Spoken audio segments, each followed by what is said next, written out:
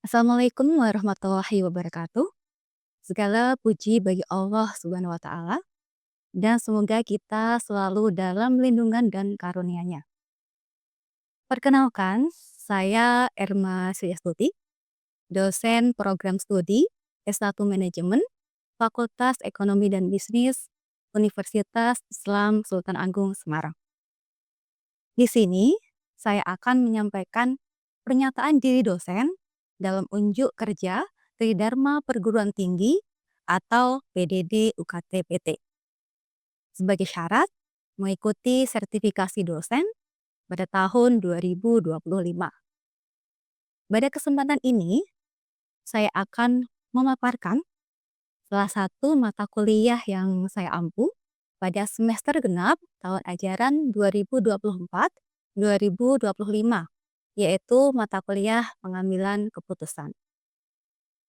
Mata kuliah pengambilan keputusan ini memiliki bobot 3 SKS dengan 16 kali pertemuan, termasuk ujian akhir semester dan ujian tengah semester. Mata kuliah pengambilan keputusan ini penting untuk memberikan pemahaman kepada mahasiswa bagaimana membuat keputusan bisnis dengan menggunakan data lapangan yang diolah dengan menggunakan alat-alat terkait manajemen operasional. Untuk CPL yang meliputi, untuk mata kuliah ini, CPL-nya meliputi ada sikap, pengetahuan, keterampilan khusus, dan keterampilan umum. CPL tersebut adalah CPL 1, mampu menguasai konsep dan pemikiran manajemen dan bisnis dalam dinamika lingkungan, bisnis global, dan pemecahan masalah. CPL 5, mampu berpikir secara kritis dalam memberikan solusi pada permasalahan manajemen dan bisnis.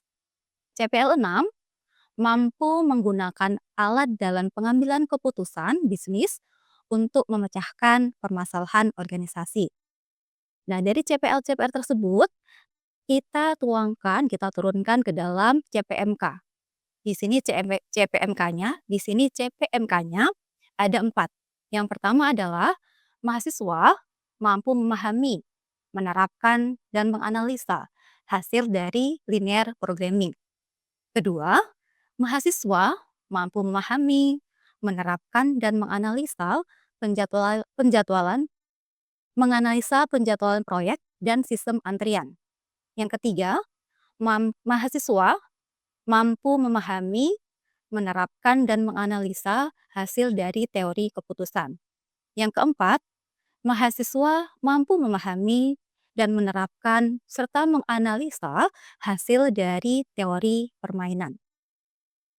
Dan untuk mencapai semua CPMK tersebut, maka materi pembelajaran mata kuliah ini yang kita berikan kepada mahasiswa meliputi 1. Ada linear programming, metode grafik. Linear programming, analisis sensitivitas pada metode grafik. Linear programming, formulasi dan solusi grafik. Linear programming, metode transportasi. Linear programming, metode penugasan. Penjadwalan proyek, sistem antrian, teori keputusan, teori permainan, serta studi kasus sesuai dengan materi-materi tersebut. Metode pembelajaran yang saya gunakan dalam mata kuliah ini adalah menggunakan metode DIA, yaitu Delivery, Interaction, and Assessment. Untuk delivery, media pembelajaran yang saya gunakan dalam mata kuliah ini yaitu ada RPS. RPS ini disampaikan di awal perkuliahan dan bisa diakses oleh mahasiswa melalui platform e-learning Unisula yaitu sim.unisula.ac.id. Yang kedua ada modul. Dan media berikutnya adalah modul yang disusun oleh dosen pengembang mata kuliah. Dan juga ada buku metode kuantitatif pendekatan pengambilan keputusan untuk ilmu sosial dan bisnis, karya Bernardus G. Nugroho. Ada juga buku An Introduction to Management, Science Quantitative Approach to Decision Making, karya David R. Anderson, Dennis Jeswani, and Thomas William. Serta buku Metode Kuantitatif untuk Manajemen Science Operation Research, karya Basu Swasta. Sedangkan untuk media pembelajaran di dalam kelas atau tatap muka bisa menggunakan PowerPoint. Serta ada studi kasus yang didiskusikan di kelas supaya mahasiswa mampu mengambil keputusan terkait kasus tersebut. Berikutnya adalah interaction. Interaction di sini adalah bagaimana saya mampu berinteraksi dengan mahasiswa, bagaimana saya mampu berkomunikasi dengan mereka.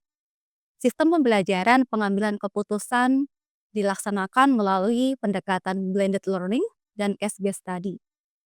Pendekatan blended learning merupakan perpaduan antara pembelajaran luring atau tatap muka dan juga daring melalui platform e-learning yang dimiliki oleh Unisula,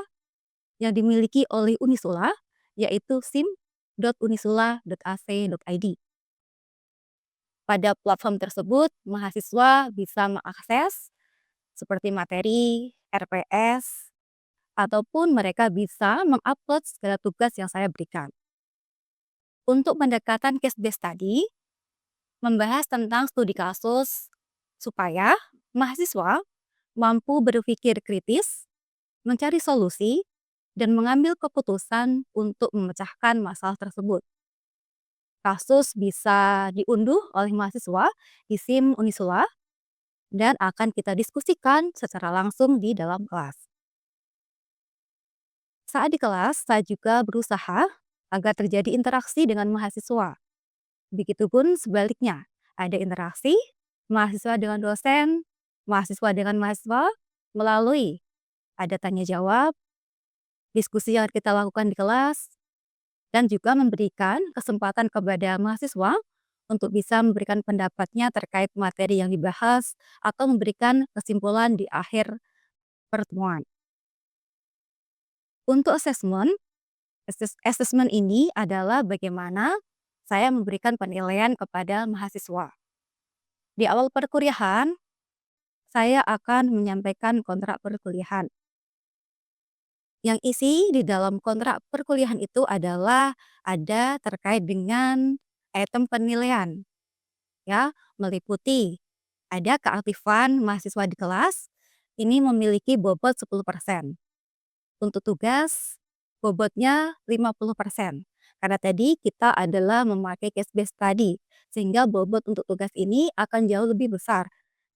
Sedangkan untuk ujian tengah semester, bobotnya adalah 20%, untuk ujian akhir semester, bobotnya adalah 20%. Penilaian dilakukan dengan metode kuantitatif yang tertuang di dalam rubrik mata kuliah. Sehingga penilaiannya bisa bersifat objektif dengan indikator yang terdapat di dalam rubrik, seperti ketepatan mahasiswa memahami dan menguasai materi yang sudah diberikan.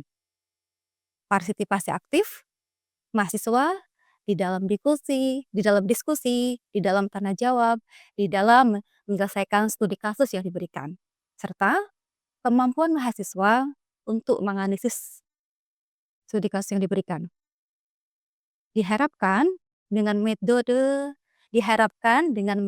pembelajaran yang saya lakukan bisa membuat mahasiswa mampu menguasai materi pengambilan keputusan. Dan mereka juga bisa mengambil keputusan yang tepat di dalam bisnis berdasarkan teori yang sudah mereka pelajari. Dan untuk selanjutnya, mari kita simak video pembelajaran mata kuliah pengambilan keputusan yang kita laksanakan di dalam kelas. Assalamualaikum warahmatullahi wabarakatuh. Oke, gimana kabarnya hari ini? Alhamdulillah, semoga kita semua selalu dalam lindungan Allah Subhanahu wa Ta'ala. Oke, sebelum kita mulai perkuliahan pada pagi hari ini, alangkah baiknya kita berdoa terlebih dahulu ya, supaya aktivitas kita pada pagi hari ini penuh dengan keberkahan dan kemanfaatan. Oke, berdoa dimulai.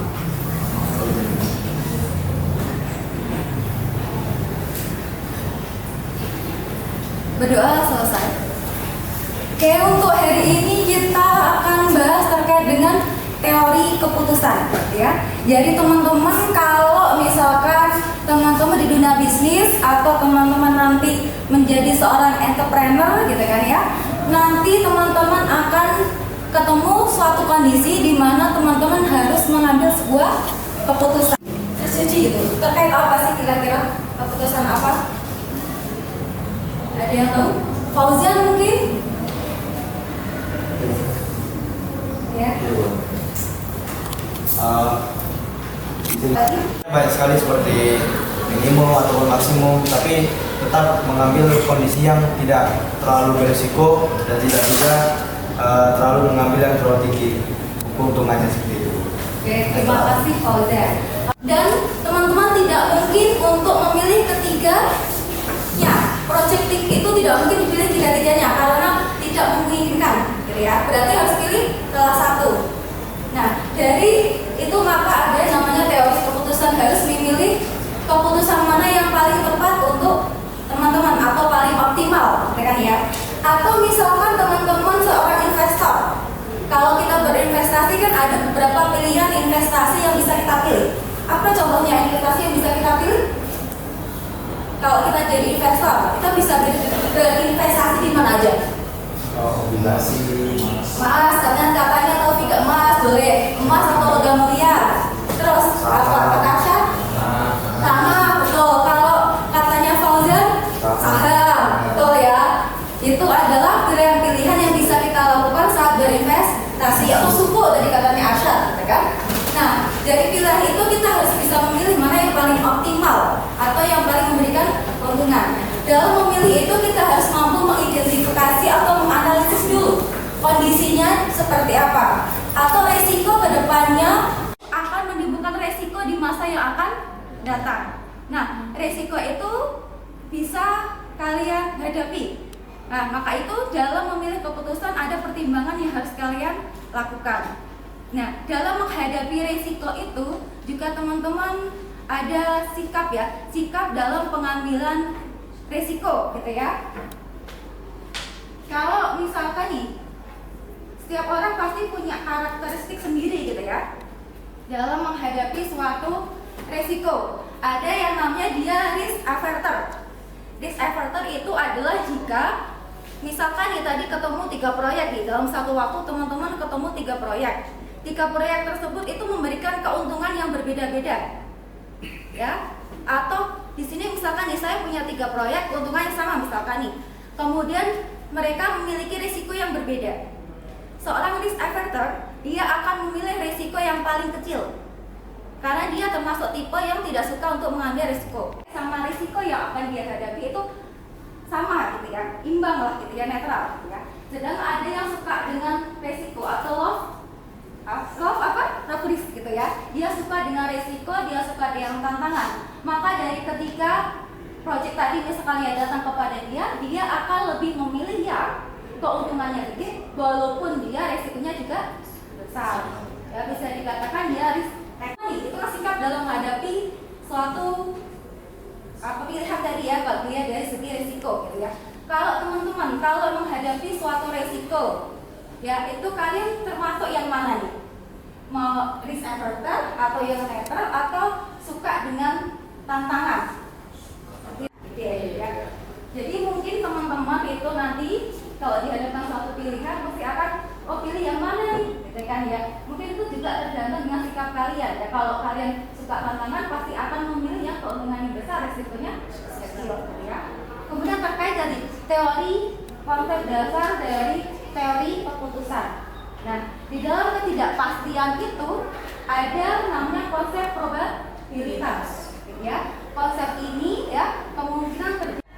Kemudian dengan tanpa probabilitas, dan dia adalah informasi yang didapat adalah pasti ya, atau PF ketemu tunggal.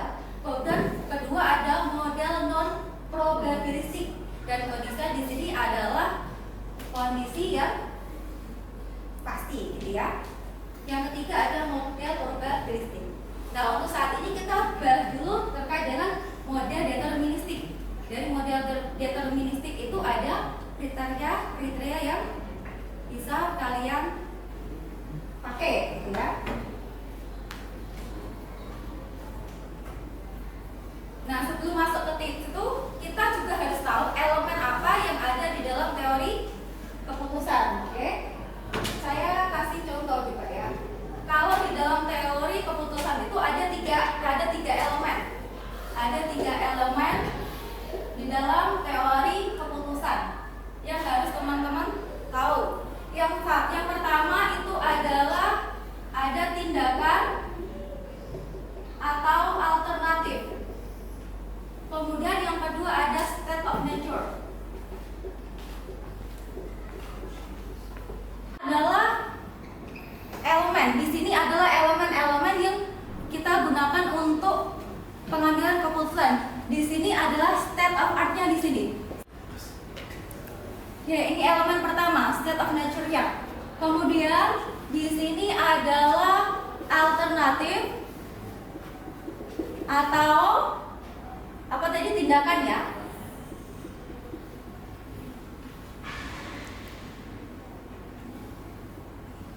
Kemudian di tengah sini ya, ini adalah akibat dari misalkan di sini set nature 1, set nature 2, set nature 3.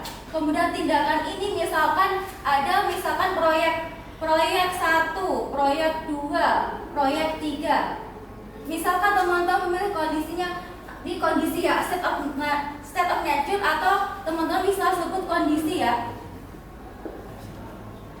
Kalau di sini misalkan kondisi state of nature, kemudian pilih alternatifnya adalah proyek 1, maka di sini nanti misalkan akan ketemu angka di sini ya. Misal ya. Nah, di sini ini bisa adalah keuntungan yang akan teman-teman dapatkan dengan milih proyek tersebut, ataukah itu adalah biaya ya yang akan teman-teman keluarkan gitu ya.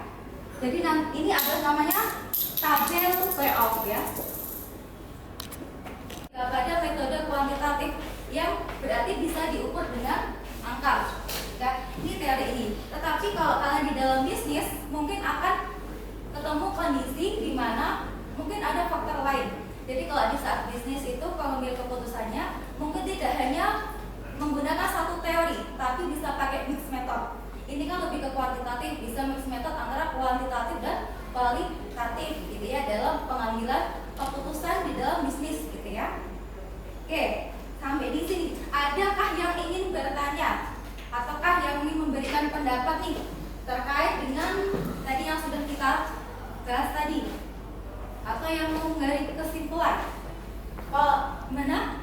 Adanya suatu masalah itu adanya ketidakpastian. Nah, ketidakpastian ini disebabkan adanya kurangnya informasi, sehingga nantinya mempengaruhi adanya risiko yang didapat. Nah, oleh karena itu untuk menghindari adanya risiko tadi dibutuhkan pembelajaran terkait teori keputusan, sehingga nantinya perusahaan ataupun perseorangan itu dapat mengambil keputusan secara tepat dan efektif dan menghindari adanya risiko. Oke, terima kasih Anggun atas tadi yang sudah memaparkan. Oh, tadi apa yang kita pelajari gitu kan. Oke, adakah yang lainnya nih? Adakah yang lain mau memberikan tanggapan nih? Berarti apa sih sebetulnya kita pelajari hari ini gitu ya? Apa yang bisa kita ambil?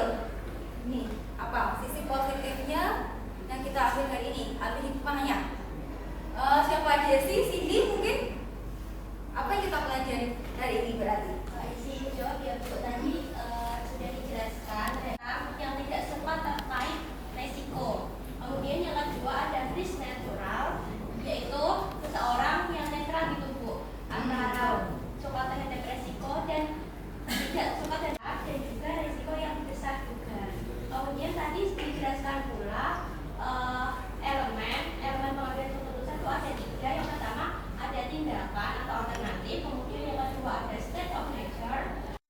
Demikian video rekaman pembelajaran secara luring di kelas untuk mata kuliah pengambilan keputusan.